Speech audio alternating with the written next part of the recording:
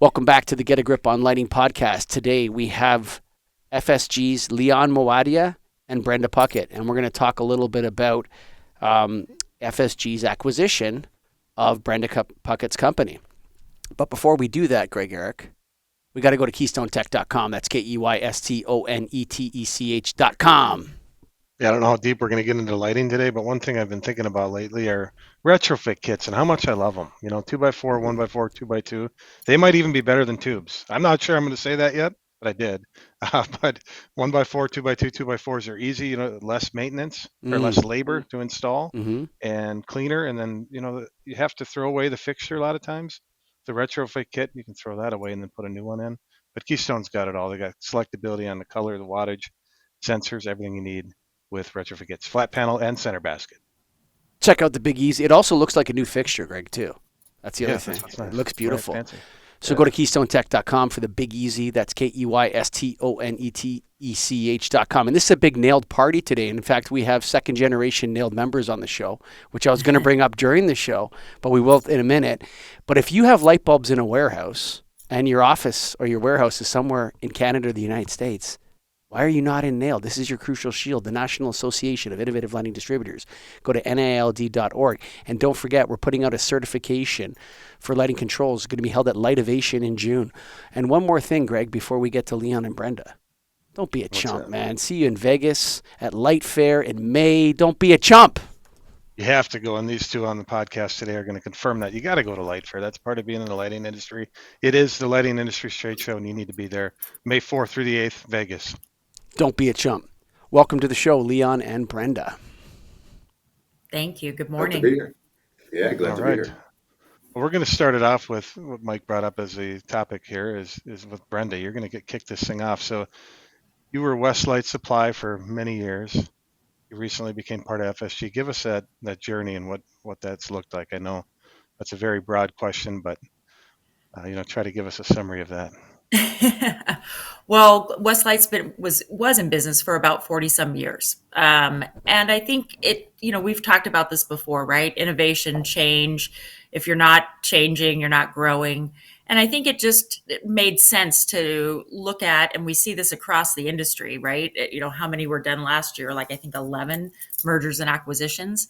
And I think it just made sense for us to look at how do we continue to grow this and keep the company going.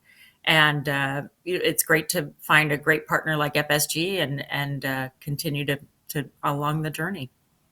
Yeah. So you said it's been 40 years at West-Lite. What year did you officially become part of FSG? 2 years ago. So 22. Well, beginning of 2023. Yeah, we're into our second year, just ending right now. All right. So January of 2023. January 20. Okay. And how do you initially even approach that? Conversation with your employees or with your company or with the people that you know? I mean, I know that's a challenge. Or was a challenge. Well, yeah, I think the best part of it is just first finding the right partner, the right fit, the right synergy, right?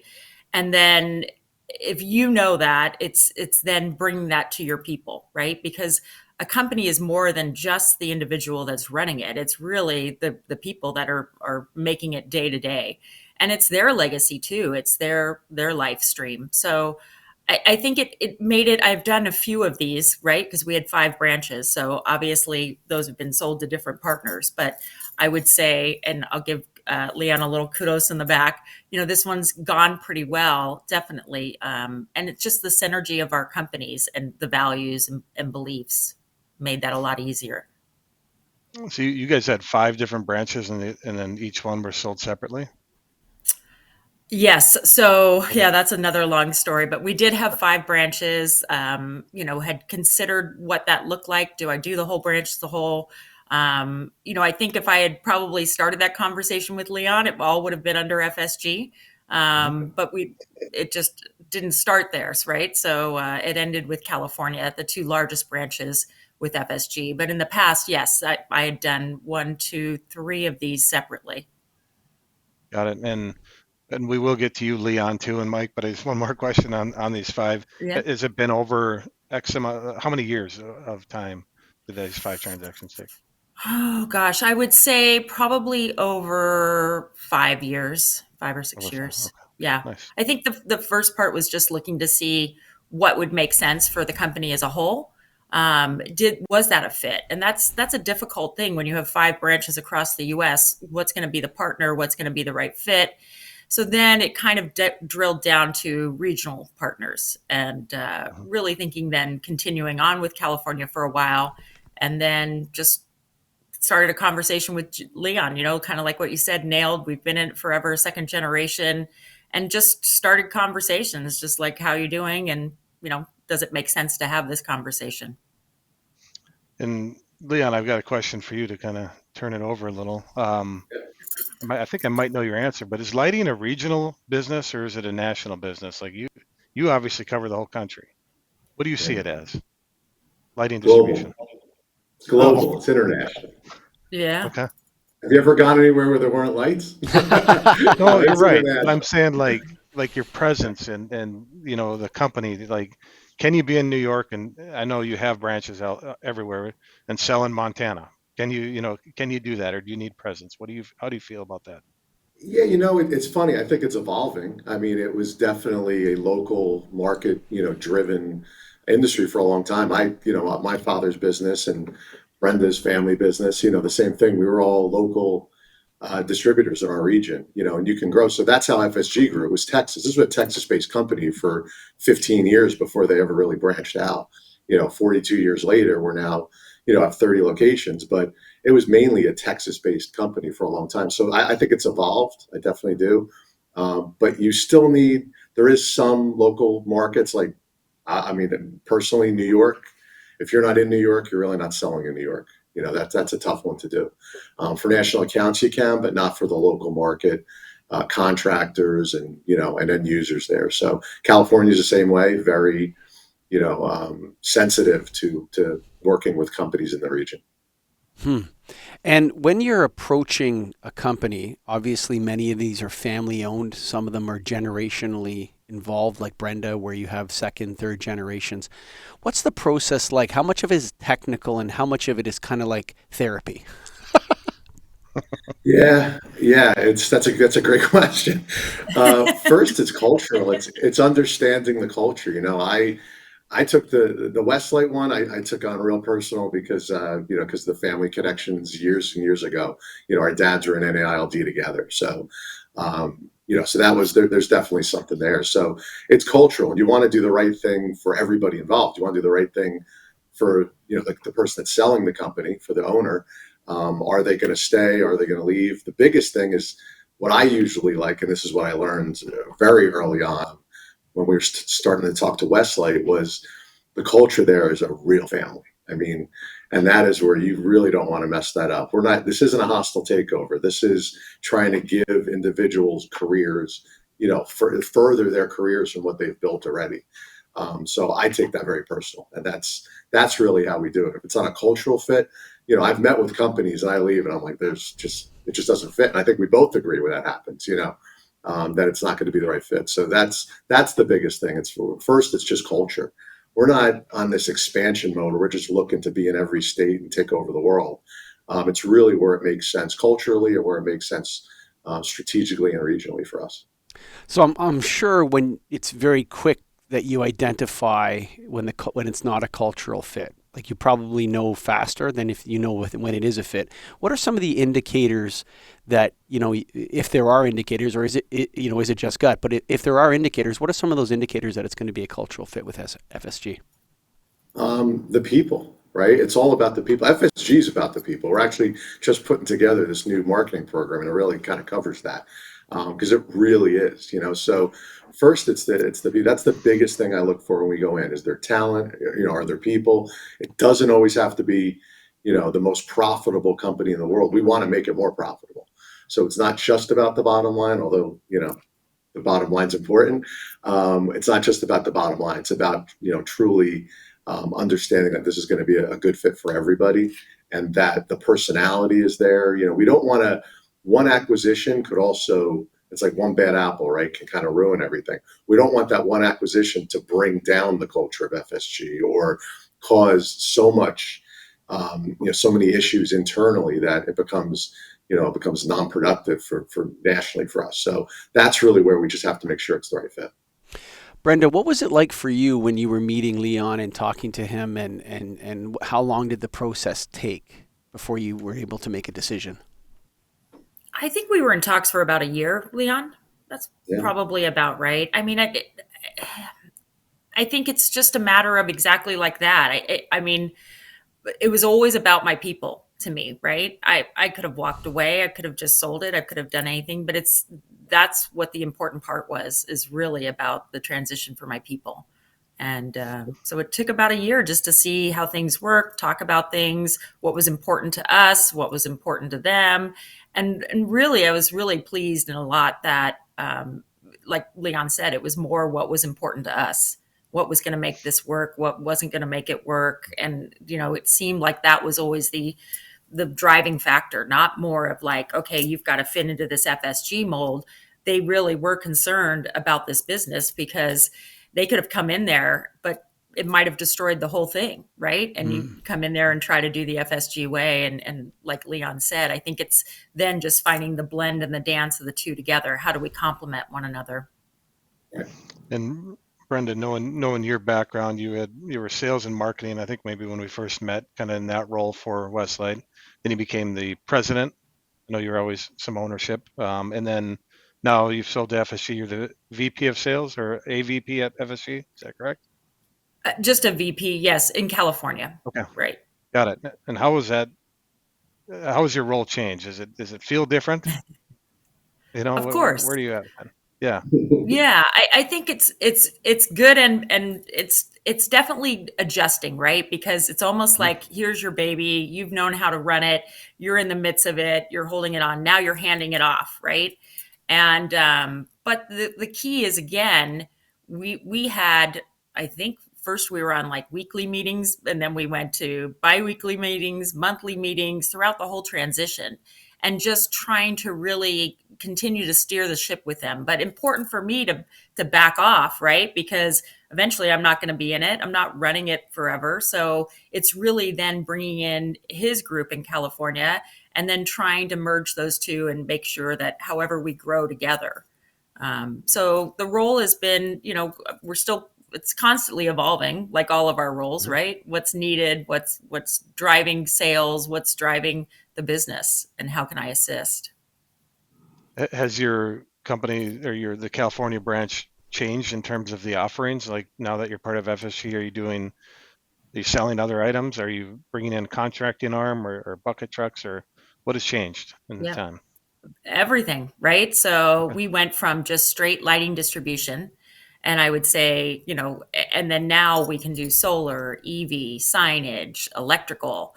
So that's almost the beauty of it, right? Offering to our existing customer base that they can buy so many more things and so many more services from the same company they've been dealing with. And it's like all of us, right? So now we're kind of a Costco instead of just a local regional, company. Yeah. And I think it's been good, but it's been a challenge too, because definitely you have salespeople that are used to selling just one thing and now merging them into everything. But it's funny. I had quite a few salespeople say, "Wow, I wish you would have done this 10 years ago." Excited for the change. Yeah, because just it gave them so many more options. Yeah, and that's exactly what I was going to ask, is how you get them to move on from light. I mean, keep the lighting sales all by every day, but get it to that other stuff. Is there a lot of training you have to do? Is FSG step in, or where does that come from? Oh yeah, FSG stepped in from day one with their training, and it's continual. I think it's definitely a shift, and it's getting people out of their day-to-day comfort zone, but it's also a re-energizing factor that they've got something new. So it's consistent, and really getting that message across to our customers. I think that's the key, is just continuing to make them understand the additional services, because they get so used to just doing one thing.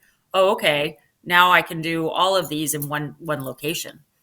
Before I go I don't back, have to call And separate some time. grab on quicker, some grab on quicker on that, so they'll see it and seize the moment kind of. And others, you got to train a little more. before I jump back to Leon, I want to ask you, what was it like the first time you heard the phone answer at FSG? Were you in the like when the first time you were there and they said FSG instead of West-Lite? What was that like? It was great. It's I great. mean, I don't really, I don't really hold on to it. I think the harder part for me was starting to say FSG instead of Westlight because I've said it for 40 years, Sure. but not on an emotional. I mean, I think it was terrific. I think the hard part, and Leon will attest this, was the first meeting with, some of my main managers, right? They were like, holy shit, and got up and walked away from the table. That You was the know? therapy session that you talked about earlier. That was the therapy session. So yes, Yeah. yeah, and that Yeah. happens And everywhere, right? So that definitely. yeah, and if you ask them today, they're happier than anything. But just like you said, it was truly a family and a culture. And Mm. I could have called any of the guy that was in that meeting. I could have called him at 2 a.m. and said, "I need you here," and he would have been there. Mm. So it's that. Now, who's this? Who's this new person coming in? How's it going to change? What's going to be different? Am I on for this ride just because you picked this ride?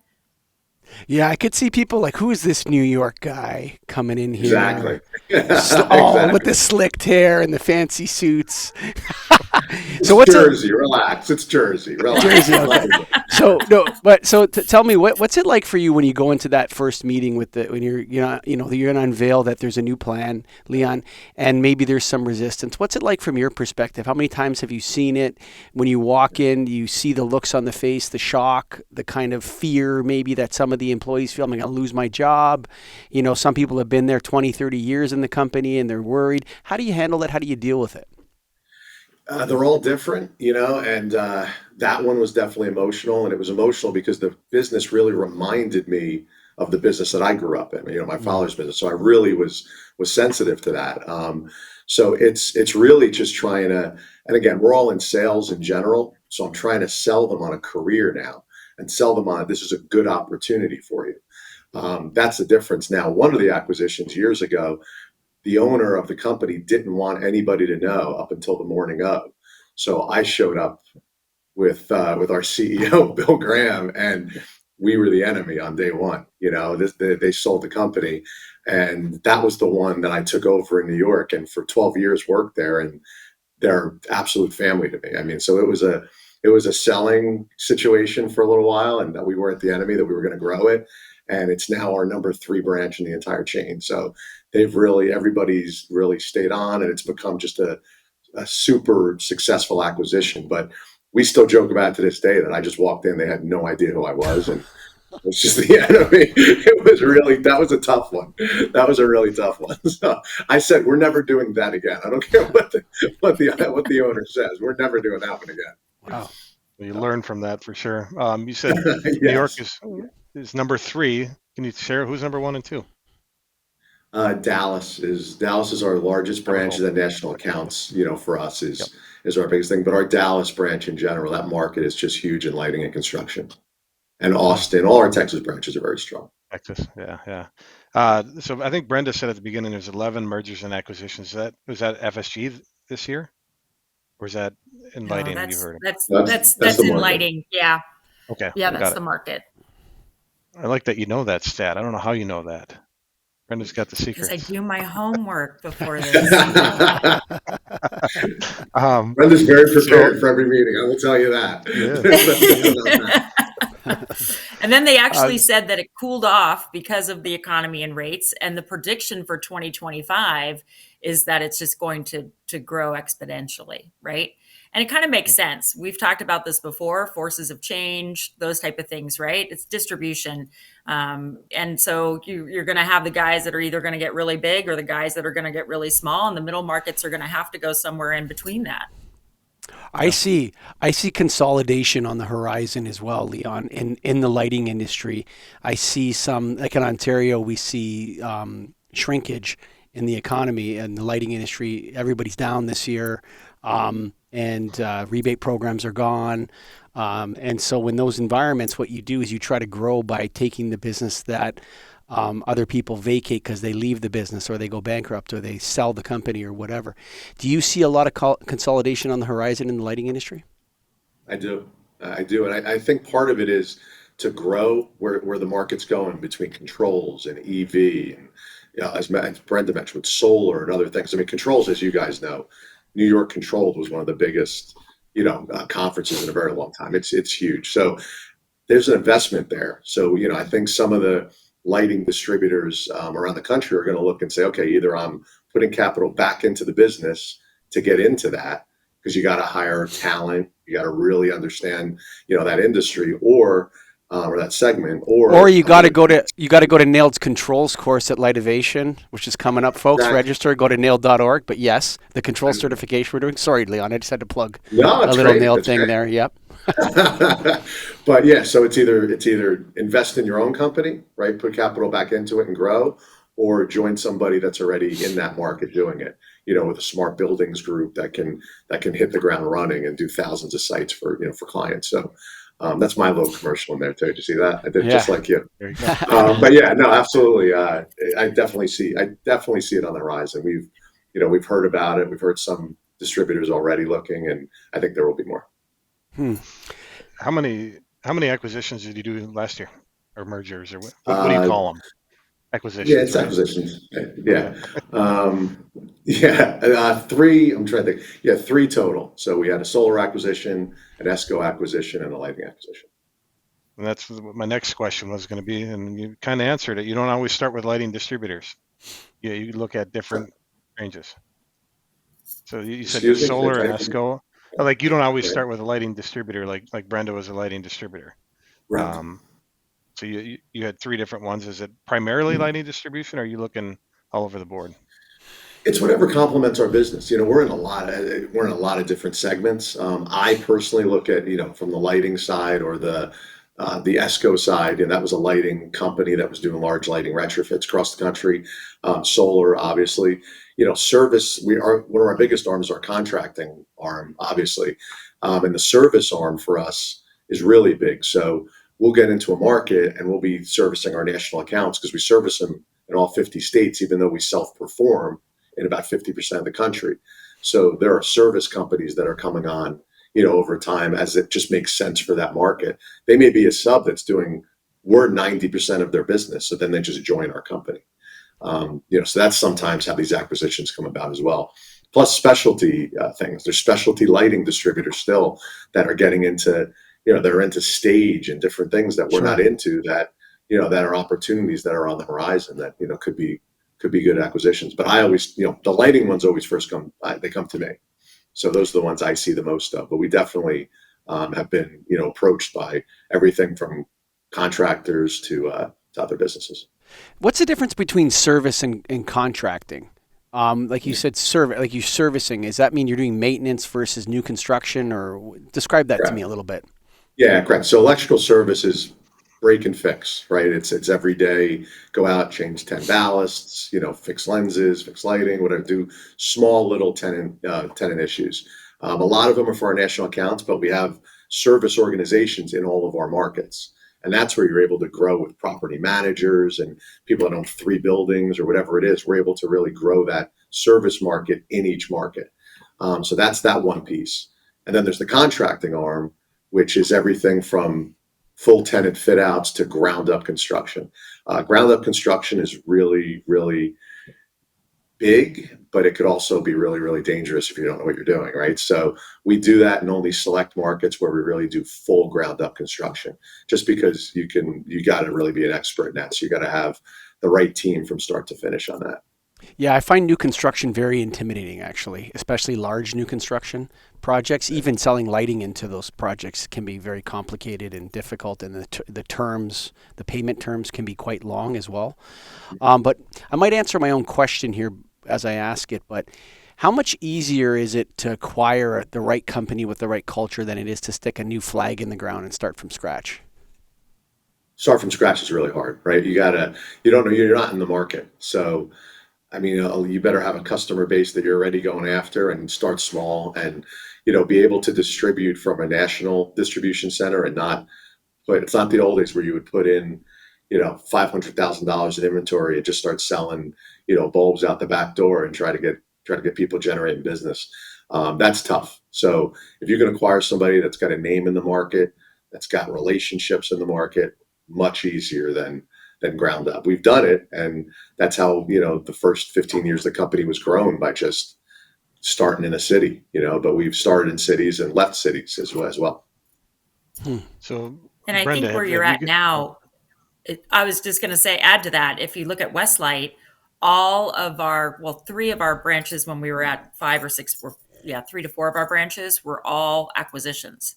Only 2, the California branches were actually, even the original California branch was owned by a different distributor before we bought it. So it just makes a lot more sense. And I think at the maturity of our industry right now, it would be really difficult to just go open up into a market. Somebody's in that market. And Brenda, did you open a contracting or service arm when you, or did FSG open that when they acquired you, West-Lite? Yeah, it's all FSG, right? So once they come in, we're now FSG and we can offer all those services. So that's great. There's no way we could have just done that, right? And been as successful at it as bringing it on board with FSG.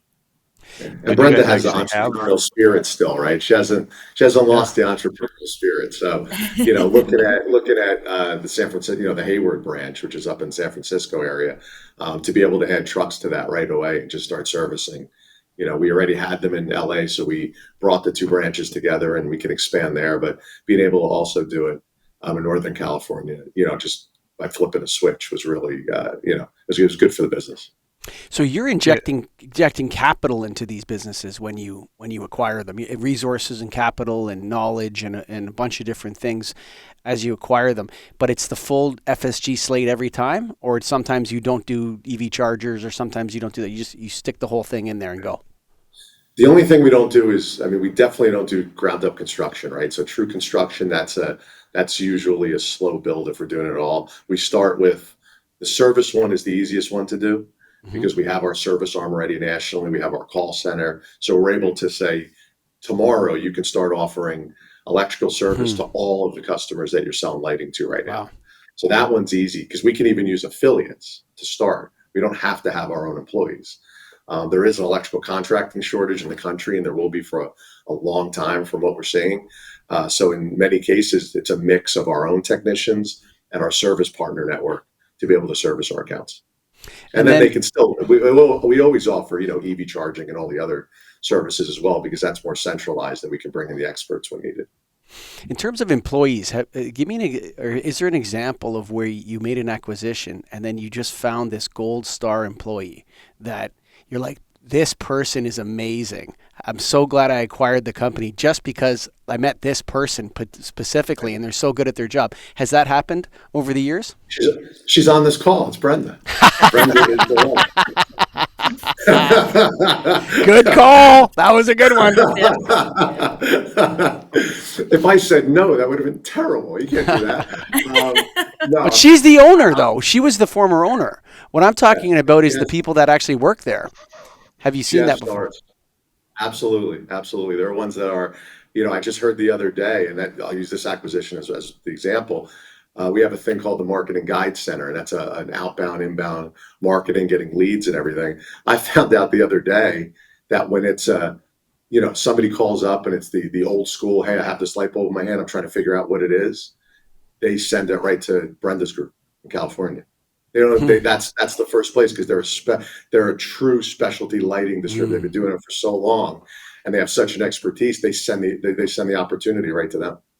So you so had that with group is Chris.